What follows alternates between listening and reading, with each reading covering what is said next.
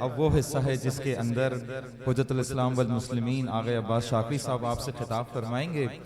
میری جو آج کی خدمت ہے وہ صرف یہ ہے کہ چند لحظے آپ کی خدمت میں امام حسین ابن علی علیہ السلام درود پڑھ لیجئے۔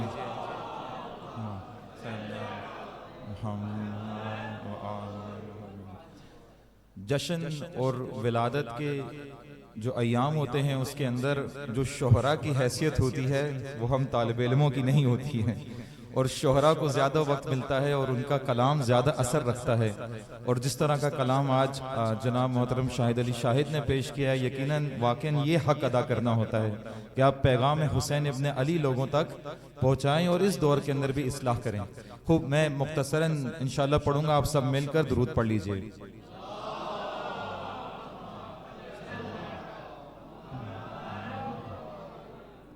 اعوذ باللہ من الشیطان الرجیم، بسم اللہ الرحمن الرحیم، الحمدللہ رب العالمین، الصلاة والسلام علی سیدنا و حبیبنا و مولانا ابی القاسم محمد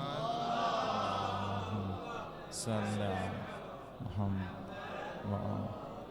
و آلہ الطیبین الطاہرین المعصومین۔ ہم تمام مومنین خصوصاً ان ایام کے اندر کہ جو اہل بیت علیہ السلام سے منسوب ہیں، جشن کا جو موقع ہوتا ہے، ولادت کا موقع ہوتا ہے، اس کے اوپر ہمارے دل مسرور ہوتے ہیں، خوش ہوتے ہیں، اور ہم اسی خوشی کو منانے کے لیے یہاں جمع ہوتے ہیں۔ یہاں پر صرف اتنا عرض کرنا ہے کہ ہر معصوم کسی نہ کسی خصوصیت سے نمایاں ہے، ہر معصوم کسی نہ کسی خصوصیت سے نمایاں ہوا ہے۔ اگر آپ حضرت محمد مصطفیٰ صلی اللہ علیہ وآلہ وسلم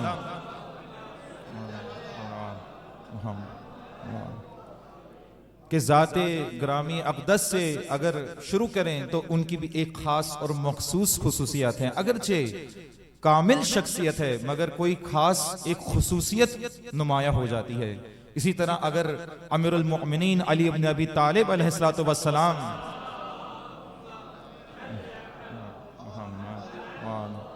کہ مومن سے پوچھیں تو وہ یہی جواب دیتا ہے کہ امیر المومنین کی بہادری بہت خاص ہے، مگر اگر علماء سے پوچھیں تو وہ امیر المومنین کے علم کو دیکھ کر متاثر ہو جاتے ہیں، اور اگر سخاوت کرنے والے سخی سے پوچھیں تو انہیں لگتا ہے کہ جو رکوع کے اندر بھی آ کر اپنی ہاتھ کی انگوٹھی دے دے تو پھر اس سے بڑا سخی کون ہو سکتا ہے۔ امیر المومنین کی شخصیت کے اندر گو نہ گو خاصیتیں پائی جاتی ہیں۔ پھر اگر حسن مجتبیٰ کو دیکھیں تو پھر آپ کے نزدیک تو دسترخوان حسن مشہور ہے، اور پھر وہ جو علماء ہیں ان کے نزدیک حسن مجتبیٰ کا حلم بہت مشہور ہے، معاف کر دیتے تھے، درگزر فرماتے تھے۔ اور پھر اگر حسین ابن علی کی ذات اقدس کو دیکھیں، کیونکہ آج یوم جو گزر چکا حسین ابن علی کا ہے، تو پھر میں نے اسی لحاظ سے آپ کے سامنے گفتگو کرنی تھی کہ اگر ہم سید الشہداء کی مکمل زندگی دیکھیں، اگر حسین ابن علی کی مکمل زندگی دیکھیں تو گو نہ گو آپ کو صفات و خصوصیات اور گوہر مل جائیں گے، مگر اگر میں آپ سے پوچھوں کہ امام کی زندگی میں سب سے نمایاں پہلو کون سا تھا جو ہمیں نظر آتا ہے، سب سے نمایاں پہلو جو ہمیں نظر آتا ہے، تو ہم بے ساختہ اگر ایک بچہ بھی ہوگا اور اگر اس نے گھر میں حسین ابن علی کا نام سنا ہوگا تو پھر حسین ابن علی کے ساتھ ذکر کربلا بھی سنا ہوگا۔ کربلا سب سے مخصوص اور نمایاں پہلو ہے جو حسین ابن علی کی زندگی میں نظر آتا ہے۔ اور کربلا میں ہمیں کیا ملتا ہے؟ اگر امام حسین کی زندگی میں سب سے نمایاں پہلو ہمیں کربلا کا نظر آتا ہے تو پھر ہمیں کربلا میں کیا نظر آتا ہے؟ کربلا میں جو کچھ نظر آتا ہے اگر وہی ہم سیکھ لیں حسین ابن علی سے تو پھر واقعاً ہم نے جشن منایا ہے اور ولادت منائی ہے۔ امام حسین کے دور کے اندر 3 اور شخصیتیں ہیں جنہوں نے اپنا عمل کیا، اور ایک عمل امام حسین ابن علی کا تھا۔ بس یہ 4 عمل میں آپ کو بتاؤں گا اور زحمت تمام ہے۔ 3 کون سی شخصیتیں ہیں جو اس وقت بھی مشہور تھی اور مخصوص تھیں اپنے اپنے عمل کی وجہ سے؟ 3 عبداللہ ہیں اور ایک حسین ابن علی ہیں۔ اب آپ نے یہ مقایسہ دیکھنا ہے۔ ایک عبداللہ ابن زبیر ہے، زبیر ابن عوان کا بیٹا۔ ایک عبداللہ ابن عباس ہے، بہت مشہور، جنہوں نے امیر المومنین کا بھرپور ساتھ دیا ہے۔ اور ایک عبداللہ ابن عمر ہے، خلیفہ دوم کا بیٹا. اب آپ پریشان نہ ہو, آپ کو بتانا ہے کہ کون سی شخصیت ہے, انہوں نے کیا عمل کیا اور امام حسین نے کیا عمل کیا. عبداللہ ابن عباس یقیناً بہت مشہور شخصیت, فقیہ شمار ہوتے ہیں اور علماء شمار ہوتے ہیں, جنہیں اہل بیت نے علماء میں سے قرار دیا. یہ اس کو تھوڑا ابھی پہلے کر دیں ورنہ سب ادھر ہی دیکھتے رہیں گے. تھوڑا رک جائیں, پہلے سائیڈ پہ رکھ دیں اس کو, پھر بعد میں ہاں اس سائیڈ پہ رکھ دیں.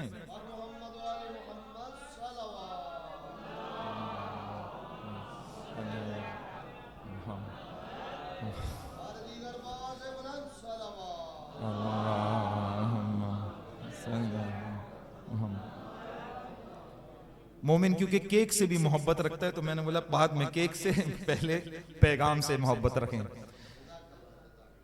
عبداللہ ابن عباس فقیہ ہیں, عالم ہیں, اور اگر لوگوں کو کوئی سوال پیش آتا تو وہ عبداللہ ابن عباس کے پاس بھی جاتے تھے. نہایت علمی شخصیت, اور یہ 61-60 ہجری میں موجود ہیں جب امام حسین مکہ کی طرف تشریف لائے ہیں, جب اپنے حج کو ترک کر کے اور پھر کربلا کی طرف تشریف لے گئے.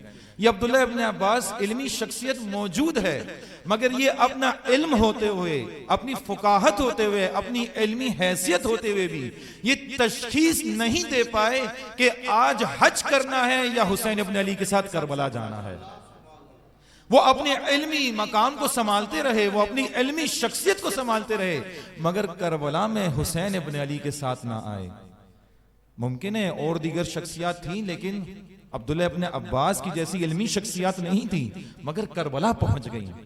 کربلا پہنچ گئیں. اس کا مطلب کربلا تک پہنچنے کے لیے فقط علم کافی نہیں, فقط علم کافی نہیں ہے. علم ہونا اچھی بات ہے, علم صفت ہے, علم خاصیت ہے, مگر علم فقط کافی نہیں ہے.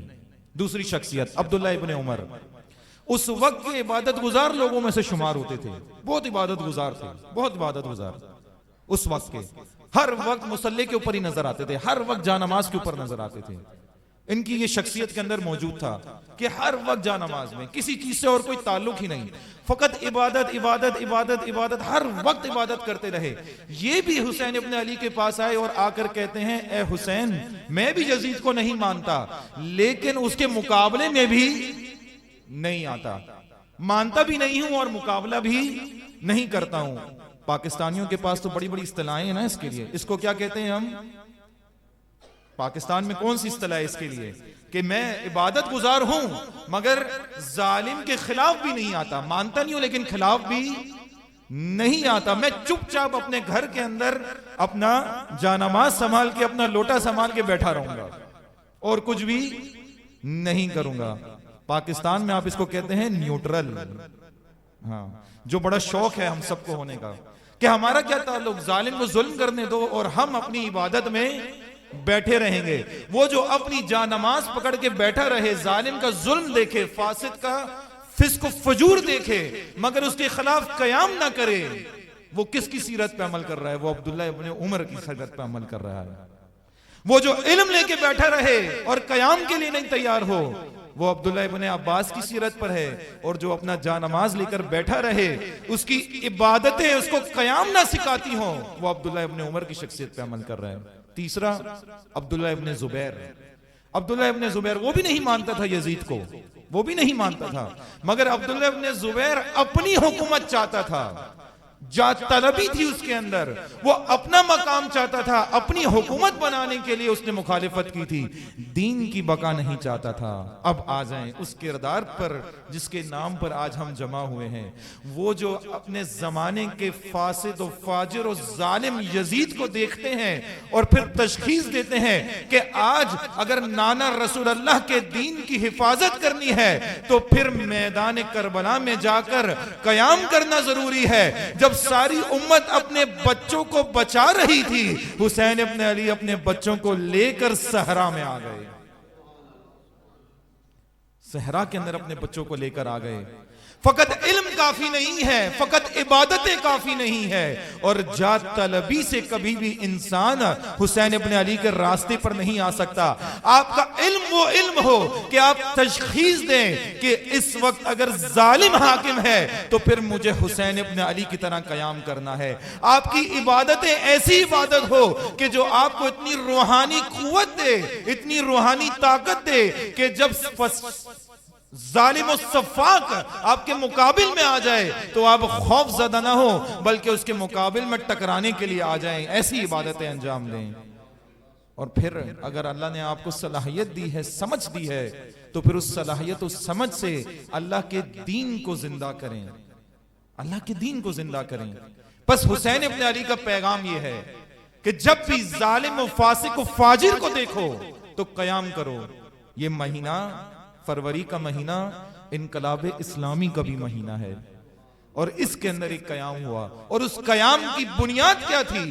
اس قیام کی بنیاد کربلا تھی، اس کلام کی بنیاد محرم و سفر تھا کہ جب ظالم کو دیکھا، فاسق و فاجر کو دیکھا، تو پھر یہ دیکھا کہ سیرت حسین ابن علی کیا ہے۔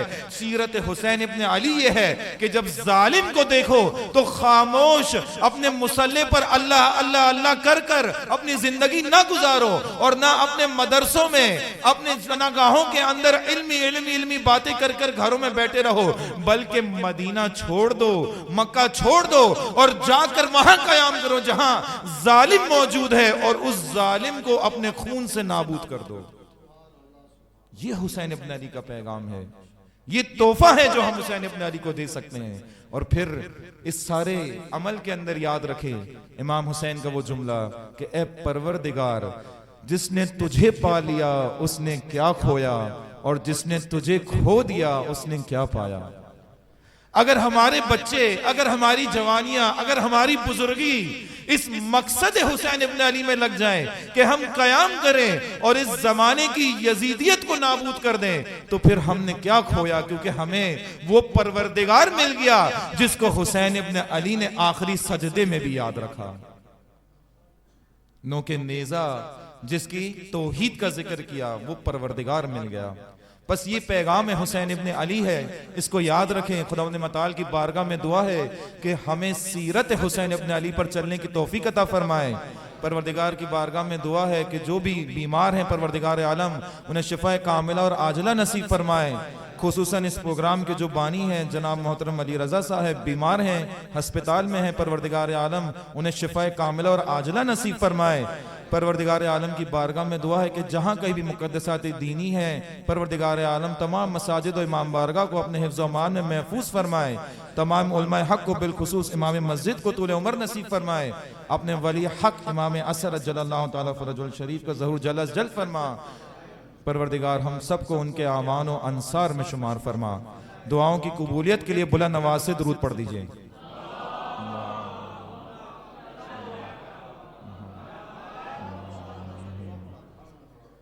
اب میں گزارش کروں گا جناب محترم حجت الاسلام والمسلمین آگئے عباس شاقری صاحب سے کہ وہ آئیں اور آپ مومنین سے اس پر مسرت جشن سید الشہداء حسین ابن علی علیہ السلام کے موقع پر خطاب فرمائیں۔ آپ سب مل کر ان کی طول عمر کے لیے دعائیں، طول عمر کے لیے اور ان کے لیے کہ انہوں نے یہ خدمت انجام دی ہے اور اس مسجد کو آباد کیا ہے، ان کی توفیقات میں اضافے کے لیے بلند آواز سے درود پڑھ دیجئے۔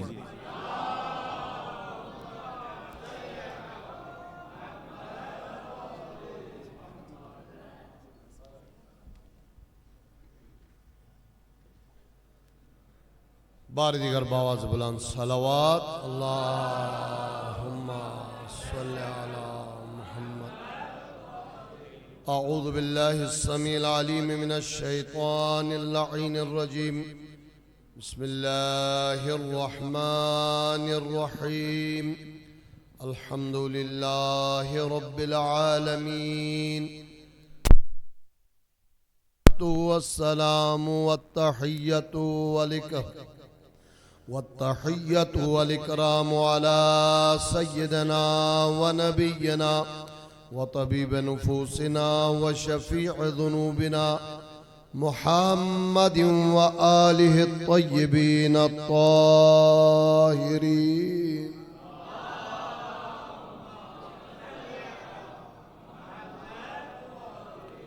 لا سيما على بقية الله في الأرضين وحجته على العالمين.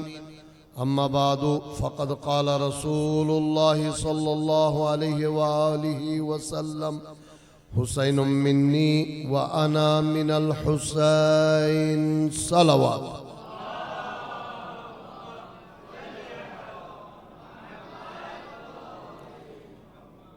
منقبت اور تقریر اور ہدایت کا کام مکمل ہو چکا ہے. ایک کام باقی ہے، دعائیہ کلمات. آپ کو زیادہ زحمت نہیں دوں گا، بس یہ جو تاریخیں مسلسل ولادتوں کی آ رہی ہے، اس سلسلے میں دو جملے آپ کی خدمت میں عرض کرنا چاہوں گا.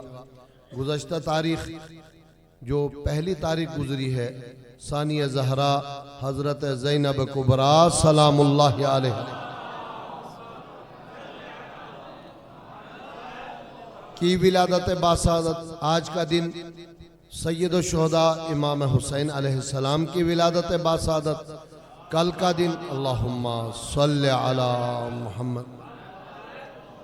کل کا دن سرکار وفا حضرت ابو الفضل عباس علمدار علیہ السلام کی ولادت. اور بلا فصل 5 تاریخ یعنی پرسوں زین العابدین سید الساجدین امام علیہ السلام کی ولادت.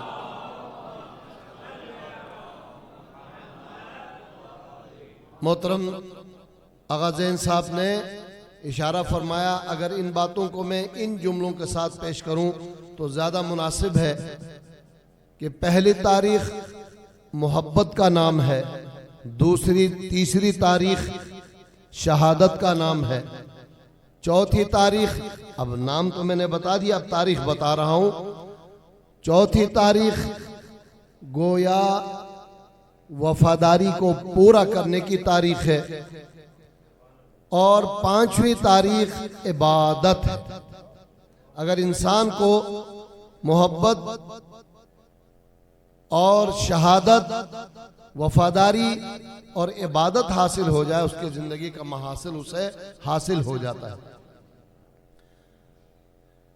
آپ نے اشارہ فرمایا، اسلام کے لیے ہر چیز قربان کرنے کا طریقہ حسین ابن علی نے بتایا. اپنے خواہشوں کو اطاعت و فرمانبرداری کی خاطر قربان کرنے کا نام عباس علمدار ہے. ہر مصیبت، ہر پریشانی کو درکنار رکھ کر اللہ کے سامنے سر بسجود ہونا سید الساجدین زین العابدین علیہ السلام کا طریقہ. درود پڑھیں محمد. ایک حدیث جو مولا امام حسین سے منسوب ہے اور آپ کا مشہور کلام ہے، اور میں نے خود کل بھی آج دن میں بھی آپ ہم حضرات کے سامنے پیش کی ہے، مگر ظاہر ہے آج جو میرے سامنے نورانی چہرے ہیں وہ نہ دوپہر میں تھے نہ کل، لہٰذا دوبارہ تبرکن و تیمنن اس حدیث کو آپ کے سامنے پیش کروں. مولا امام حسین کا مشہور فرمان: الناس عبید الدنیا، لوگ دنیا کے غلام ہیں. یہ ہماری آسانی کے خاطر میں غلام کا ترجمہ کر رہا ہوں، ورنہ عبید بندے کو کہا جاتا ہے. بندگی صرف خدا کی جاتی ہے، ہم نے دنیا کو اپنا خدا مانا ہے. یہ مولا فرما رہے، میرا کلام نہیں. وَالدِّينُ لَعِقٌ عَلَىٰ أَلْسِنَتِهِمْ، دین لوگوں کے لیے زبان کی چاشنی کا وسیلہ ہے، مزہ لینے کا ذریعہ ہے. جب دال روٹی نگلتی نہیں ہے تو پھر ہم چٹنی لگا کر اسے ذائقہ دار بناتے ہیں، چٹخارے دار بناتے ہیں. کیا نورانی کلمہ ہے، فرماتے ہیں جب تک دین سے لوگوں کو فائدہ ملتا ہے لوگ دیندار ہیں. کربلا والے 72 کیوں رہ گئے؟ فَإِذَا مُحِّسُوا بِالْبَلَا قَلَّتْ دَيَّانُونَ، جب آزمائش میں مبتلا ہوتے ہیں تو دیندار انتہائی کم ہوتے ہیں. صدقہ مولانا ابو عبداللہ الحسین. درود پڑھے محمد و آل محمد.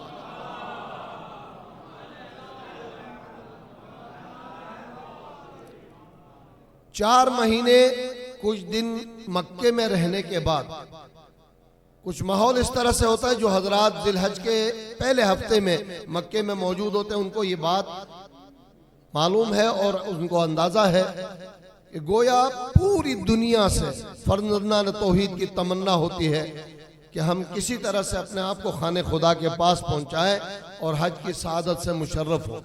ایسے میں کوئی انسان خانہ خدا کو چھوڑ کر کربلا کی طرف جائے تو واقعاً لوگوں کو بات انتہائی تدبر سے سوچنی ہوگی، نہ وہاں انسان کا علم کام آتا ہے نہ عبادت، وہ حیران اور سرگرداں رہتا ہے۔ مناسب یہ تھا کہ لوگ واقعاً حج کو چھوڑ کر حسین کا ساتھ دیتے ہیں، لیکن سب نے بہانہ یہی کہا، بیان کیا کہ ہم تو عبادت خدا رکن اعظم حج کو انجام دے رہے ہیں۔ لہذا جب مولا پر اعتراض ہوا، میں نے کل ایک مقام پر آپ کی خدمت میں عرض کیا تھا، کس امام پر اعتراض نہیں ہوا، مگر امام حسین پر جب اعتراض ہوا تو مولا علیہ السلام کا جواب یہی تھا، تم حج بجا لانے جا رہے ہو، میں قیامت تک حج اور دین خدا کو زندہ کرنے جا رہا ہوں۔ درود پڑھے محمد و آل محمد۔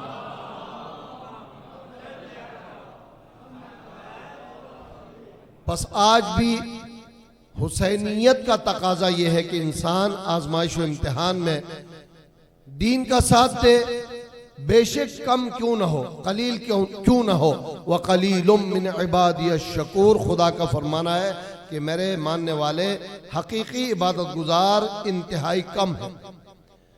اپنی قلت پر تمہیں تعجب نہیں ہونا چاہیے، اگر اللہ پر بھروسہ، مولا پر ایمان ہو، کم من فئت قلیلت غلبت فئتا کثیرہ، کتنے کم افراد کو خدا نے کثیر افراد پر غلبہ عطا کیا ہے۔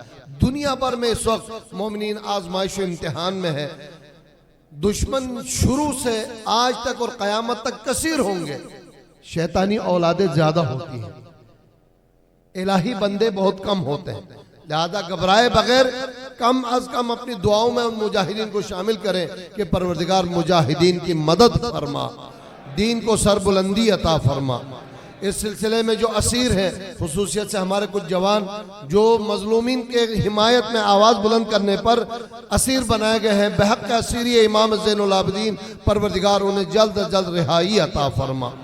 ہمارے محترم اس محفل کے ان مجالس کے روح رواں علی رضا صاحب کو بحق بیماری سید و ساجدین صحت کلی عنایت فرما۔ وقت زیادہ گزرا ہے، میں آپ سے اجازت لینا چاہوں گا۔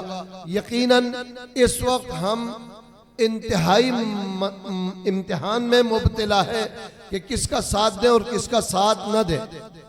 پار چنار کے مظلومین ہو، فلسطین و لبنان کے مجاہدین ہو، یا سیریا اور شام کے مومنین ہو، انتہائی قسم پرسی کے عالم میں وقت گزار رہے ہیں۔ مہینوں سے دانہ پانی ان کا بند کر دیا گیا ہے۔ واقعاً اگر آپ ان تمام باتوں کو بھول کر خوشی سے اپنی زندگی گزارتے رہو گے، حسینی کہلانے کے مستحق نہیں ہوگے۔ اگر حسینی ہو تو ان مظلومین کو یاد کرو، کم از کم ان مواقع پر انہی ائمہ کے واسطے سے دعا کرو، پروردگار ان تمام مومنین و مجاہدین کو کامیابی عطا فرما۔ رب کریم تمام عتبات عالیہ بالخصوص شام کے عتبات کی حفاظت فرما، اہل ایمان کی اس عبادت کو اپنی بارگاہ میں قبول فرما۔ رب کریم دنیا میں عدل کے نفاذ کے لیے اور ظلم کے خاتمے کے لیے پروردگار اپنے آخری حجت کے ظہور میں تعجیل فرما، قلب مبارک امام کو ہم سے راضی و خوشنود فرما۔ رب کریم ہمارے اور ہمارے مرحومین کے گناہان کبیرہ و صغیرہ کو معاف فرما۔ رب کریم ہماری دعائیں قبول فرما۔ ربنا تقبل منا انك انت السميع العليم وتب علينا انك انت التواب الرحيم۔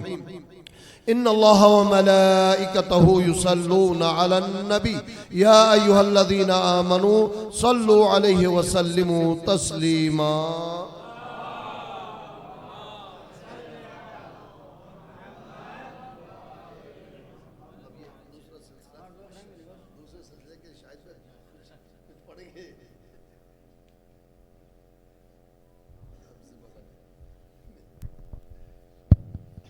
جزاک اللہ آغا صاحب، آپ کے بہت شکر گزار ہیں. یہ تھے جناب حجت المسلمین آغا عباس شاکری صاحب, امام مسجد بھی ہیں, اور الحمدللہ آج کا یہ پروگرام بھی اپنے اختتام تک پہنچا. اب یہ برادر مومن ہیں, انہوں نے انتظام کیا, مجھے بھی نہیں معلوم تھا, نہ آغا صاحب کو معلوم تھا. ہاں تو جناب محترم منصور بھائی ہیں, انہوں نے کوئی انتظام کیا ہے, تو وہ اب ولادت جن کی ہے وہ تو اب ان سے قریب ترین ان کے جو تعلیمات لیے ہوئے ہیں وہ آغا صاحب ہیں, تو پھر آغا صاحب بھی بسم اللہ کریں گے. آپ لوگ سب اپنی جگہوں پہ بیٹھے رہیں.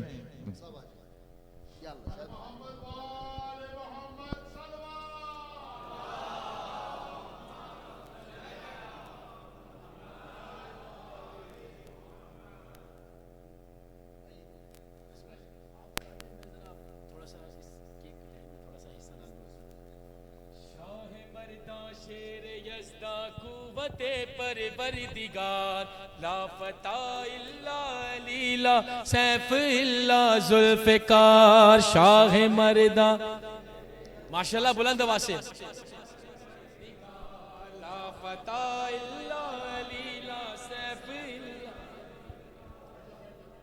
زیب دیتا ہے خدا کو بھی اسے شمشیر دے, ایک حملے میں جو لاکھوں کی سپوں کو چیر دے. تیغ ہو جس کی خدا کے دشمنوں پر القہار لا فتح. ماشاءاللہ بلند آواز سے. ذوالفقار شاہ مرد. ماشاءاللہ بلند.